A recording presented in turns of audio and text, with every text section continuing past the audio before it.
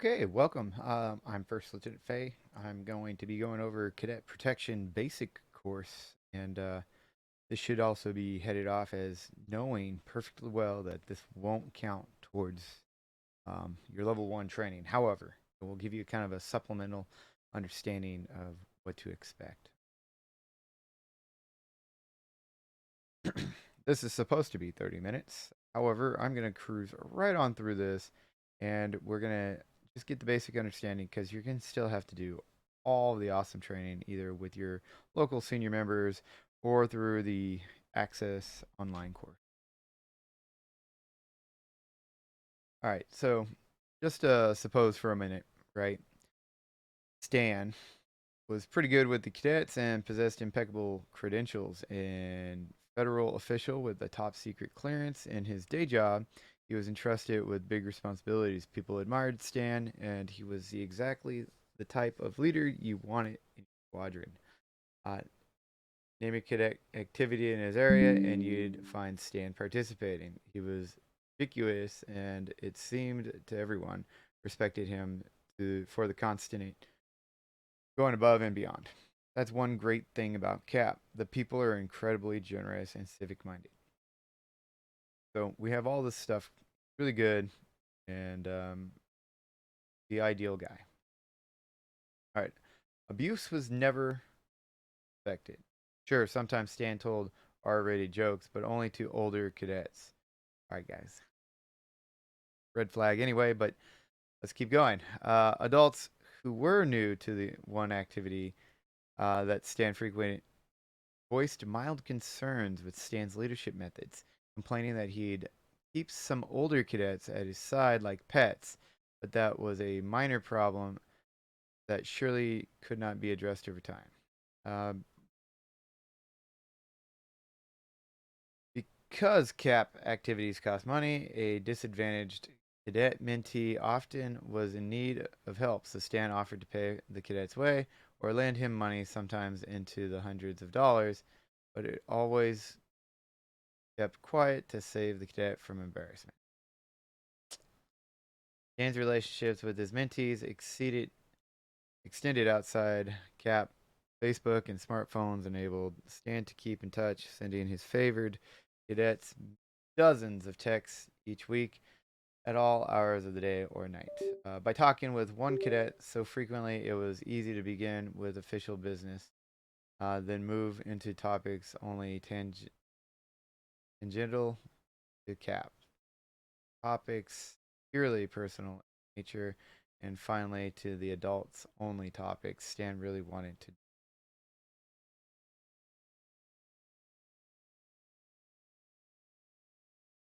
When in CAP conferences or staff visits, Stan would send Stan out of town. He would sometimes have his favorite cadets in tow. At the time, CAP allowed one-on-one contact, so there was nothing technically wrong with Stan and a cadet driving alone together for several hours en route to a conference, and besides, the cadet's mom gave permission. Uh, so many red flags. This might actually take 30 minutes to get through. Forgive me. All right. For long distance trips, he'd rent hotel rooms. Knowing that his cadet travel partner could not afford a room of his own, Stan would share at night. To wind down, Stan and the cadet would watch TV, or just for harmless fun, Stan would turn. Uh, oh. And then during one Facebook chat, Stan reminded the cadet of the fun they had watching movies and asked if the cadet wanted to meet up again. Good. All right, guys. Yeah, you could read all this. Just muscle through, read it real quick. Little did Stan know that the cadet came to realize that this was an abusive relationship. The cadet had found the courage to tell mom, who called the police. With the family's permission, the authorities had taken control over the cadet's Facebook. When Stan messaged the cadet proposing to meet up, the police were waiting. I know how it looks and how I'm labeled, Stan said in response to news reports of his arrest, but it's not what it appears. A month after making this statement, Stan pled guilty to charges that sent him to prison for 10 years. Okay. Yeah. All right. Most victims know their abusers. Abusers may be young or old, straight or gay, married or single. Many victims hesitate to come forward. Most abusers pursue a long term strategy. The abuser's friends might not suspect misconduct. Good people tend to overtrust their organization. All right. We've done that. So, the real big takeaway here is that almost every red flag that could fly up flew up. Um, Keep cap business at cap. Make sure that you have other people there. Don't share rooms with your cadets. Um, don't don't do a one-on-one drive with your cadets. And anytime an adult has a private one-on-one conversation in a text message or email or any of this with cadets, that is a no-no. Should always be witnessed. All right, what good mentors do, what abusers do to groom a victim, and abuse. That is a scary overlap, and if you think into it, it is almost the same because you have to gain trust, be a good mentor. You have to, you know, open up and listen and be part of that, establish a relationship. But good mentors are gonna guide people, students, teenagers, whoever it might be that they're mentoring to do good things, make good decisions, and take care of themselves. Abusers, on the other hand, not so much. That whole story was abuse. Yep, strategy for preventing cadet abuse is built upon 5 pillars. Obviously, there's a screening process, and that screening process starts within um, the first 3 observation meetings that member is coming to. There's the first talk meeting, and there's getting to know that senior member, and then the application bit where you get the fingerprinting and goes to the FBI, all that. And then number 2 is the standards. We have rules. There's rules. Please follow the rules.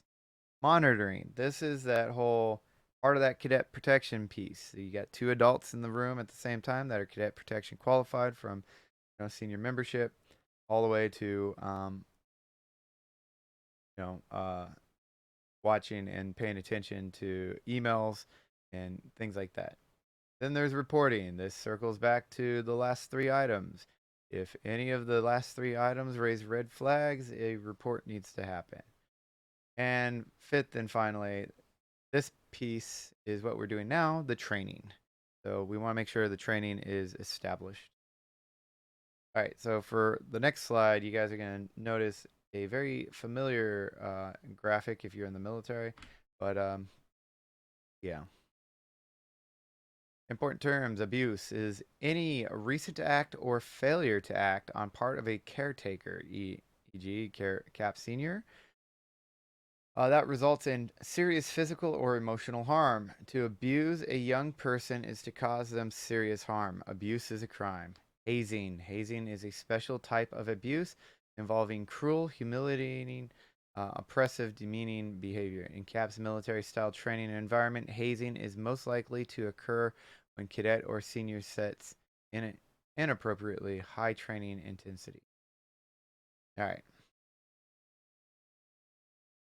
It's one thing to haze, it's another thing to put stress on your students for the purpose of the lesson. Um, just because it was done to you doesn't mean it needs to be done in the future. So that is the go-to here. Abuse, we already went over the abuse bit, but hazing is a huge thing that is against cadet protection at all in general. All right. Important terms continued. Reasonable suspicion of abuse. A person may form a reasonable suspicion of abuse when two factors are present. The person has a specific, credible information that one person has harmed another. If another experienced CAP leader had access to the same information, he or she would also suspect abuse. Continuum of positive, negative, and abusive behavior. Some behavior is clearly wholesome, other behavior is clearly wrong. It's that gray area in the middle that can be confusing. Keep in mind that the middle column, boundaries concerned, are not abuse. They're examples of conduct that fall short of positive behavior we want to see. I don't know. I don't think we want to see anything other than positive behavior. So I am going to disagree with the training here and focus more on what we want to see is positive behavior. Or they just grammar error here. But anyway, moving on. Abusive behaviors, definitely no. Boundaries of concerns, that's, all right, we're going to confront and interact. And then positive behaviors are going to be awarded and applauded. So if you guys did have the handout, it's really just the cadet protection policy. And that's what we're looking at here. Um, you're going to talk about professionalism, screening and training, universal standards of practice, and oversight activities, interactions outside of the official activities, training intensity, special environments, fraternization, responding to boundary concerns, and reporting reasonable suspicions of abuse. And for the sake of time, feel free to pause this video, look this over, zoom in, do all this, or find this CAP pamphlet, which is located on gocivilairpatrol.com. All right, go ahead and pause this if you want to read over this, but abusive behaviors, boundary concerns, and positive behavior. So abuse is never tolerated, just like I was saying before. Um, let's stay safe by avoiding this behavior. So these are boundaries of concerns. This is where we're going to kind of interact and have some training. And positive behaviors. Positive behaviors are what we want to see. This is where you're going to get applauded, high fives, handshake, all that good stuff. Yeah. So go ahead, pause this, look it over, and see what you got. All right. So here's some more. Go ahead and pause this, look it over. Same thing. Boundaries of concerns are kind of like that gray area. We're going to start correcting you. I think somebody has overstepped our normal boundaries. Now what? All right. So, what would you do? Ask yourself, what would you do if somebody overstepped their boundaries and didn't quite understand that they did that? What would you do in that place? You observe it. Now ask yourself, what would you want somebody else to do if it were you? Now, if you're saying don't report it, don't talk to you, don't approach you, you're probably wrong, because the respectful thing to do is to engage that person and let them know, hey, this is not appropriate, and we need to start looking at different ways to do this. Things like that. I have a reasonable suspicion of abuse. Now what? All right. These are going to be things to think about too. You suspect that a cadet is being abused, whether abused at home or abused, at CAP, at school, whatever it is, you notice abuse. What do? Your training says to report it. So we're going to report it. You can report the yellow zone, the um, outside norms thing too. Definitely engage in some way, shape, or form. All right, here's a case study. Captain Arnold and Cadet Curry. So Cadet Curry was a troubled young woman. Fortunately, Cap's structure and positive role models were a good influence in her life. Captain Arnold, her squadron commander, wanted to help. A longtime Cap volunteer, he had seen other troubled youth come through the program, and he knew the adult leaders could make a real difference in kids' lives. Aware that the Curry family could not drive their cadet to Cap, Captain Arnold routinely brought her to and from Cap meetings. It was so important, he believed, for Cadet Curry to stay active as a cadet. Her cadet peers were pretty good kids. Many were college bound. Everywhere you looked at it, Cap had much to offer to Cadet Curry. One day, Cadet Curry was talking with Captain Arnold when she let slip the fact that she often spent Saturday nights drinking with some older boys and having sex.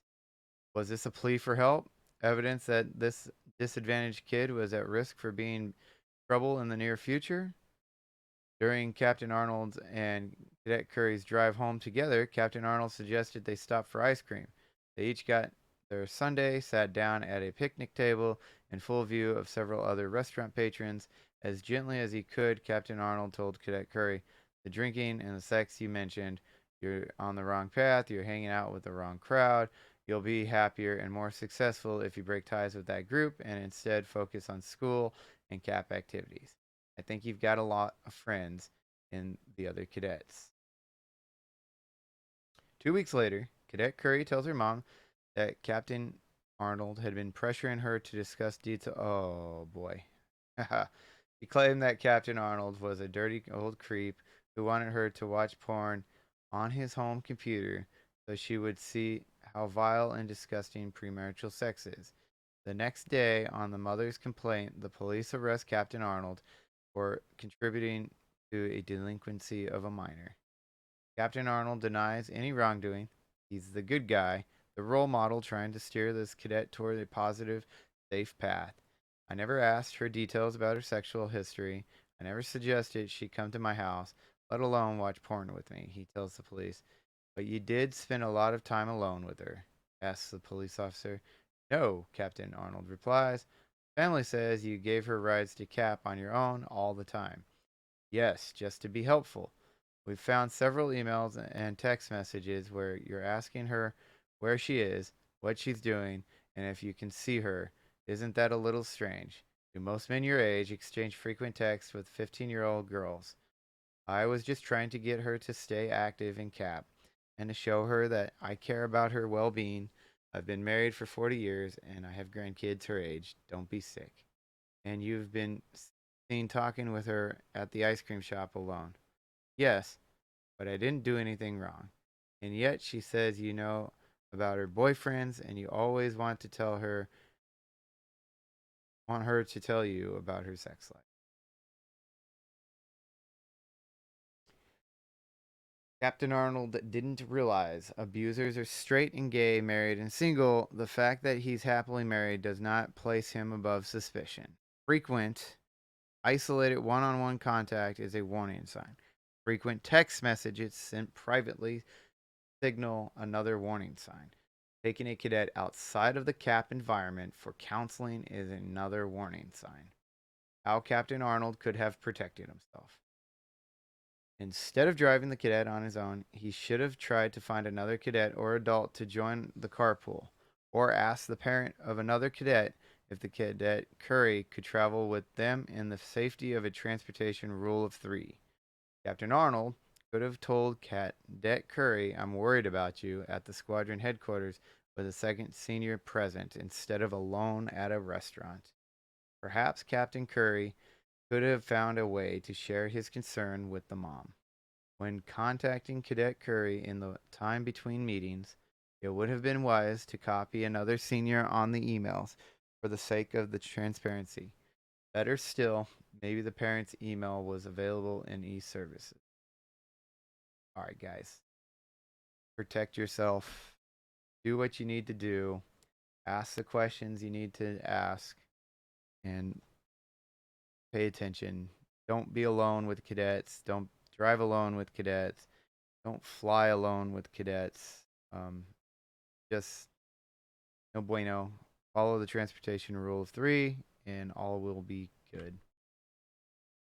Anybody could be abusers, uh, and abusers are attracted to organizations where lots of kids will be participating. Use too deep leadership. Avoid unnecessary one-on-one contact when transporting cadets. Have a third person present. Use public forms of social media when talking with cadets, i.e., wall post or copy a third person on emails. Senior members cannot date cadets, no exceptions. Cadets can be 18, 19, 20, and 21 years old. So, keep that in mind. A cadet isn't just a child. Boundary concerns are instances where a member doesn't completely adhere to CAP standards of practices.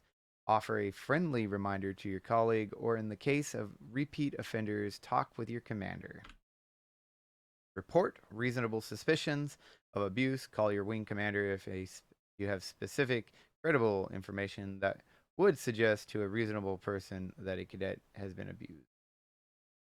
And to learn more, there you go. Pamphlet 5223, Cadet Protection Implementation Guide, and or take the Cadet Protection Advanced course online, capmembers.com/cadet protection. All right, guys, there's your quiz. Do your quizzes, have fun. Go ahead and pause the videos and ask yourself and see if you're right. Find the answer in an open book. Go ahead, do it. All right. Thank you guys. Hopefully this was beneficial and you're able to fully grasp everything that this slide has to entail. Thank you, and we'll see you later.